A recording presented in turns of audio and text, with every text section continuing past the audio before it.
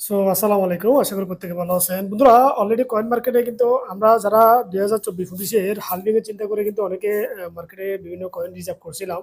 But আমাদের যেটা চিন্তা ভাবনা ছিল সেটা উল্টা হয়ে গেছে। অর্থাৎ অল কয়েন সেভাবে পাম্পিং করে নাই, বাট বিটিসি কিন্তু প্রায় সর্বোচ্চ 1,26,000 পর্যন্ত হাই হয়েছে। বাট এখন বর্তমানে এসে কিন্তু বিটকয়েনের বিল হচ্ছে কিন্তু 64,000। এবং গত 2 দিনের একটা নিউজ ছিল, মাইকেল সেলার $105 মিলিয়ন কিন্তু আপনার ফরেন বিটিসি কিন্তু সেল করছে, যেটা কারণে কি অনেকে টেনশন করছে যে মার্কেট ক্রাশ করতে পারে, বাট ক্রাশ হয় নাই।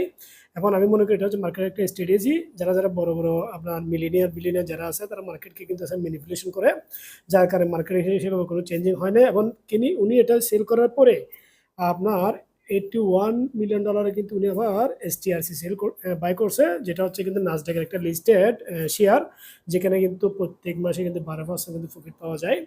তো ওভারঅল কিন্তু সারা ওয়ার্ল্ডের মার্কেটে কিন্তু যে একটা সিচুয়েশন, এদিকে যুদ্ধ শুরু করে এদিকে গোল্ডের চেঞ্জিং, পাশাপাশি ফরেক্সের অলরেডি কিন্তু যে মার্কেটে স্টক এক্সচেঞ্জ চেঞ্জিং, পাশাপাশি ক্রিপ্টো যে চেঞ্জিং, সেগুলো নিয়ে আগামীতে কি হচ্ছে অবশ্যই আপনার মতামত জানাবেন। তবে আমার মনে হচ্ছে মার্কেট যেভাবে ক্রাশ করার কথা সেভাবে ক্রাশ করবে। কারণ যেহেতু আপনার বড় বড় যারা স্টকে যারা ছিল ক্রিপ্টোতে, তাদের কিন্তু সেল কিছুটা হলেও কিন্তু মার্কেট সেভাবে কিন্তু চেঞ্জিং হয়নি। আশা করি এখানে কিন্তু অনেক স্ট্র্যাটেজি চলে, হয়তো আমরা যারা স্মল যারা ট্রেডার আছে তা আমরা বুঝি না। তো অবশ্যই আপনাদের মতামত জানাবেন। সবাই ভালো থাকবেন। আসসালামু আলাইকুম।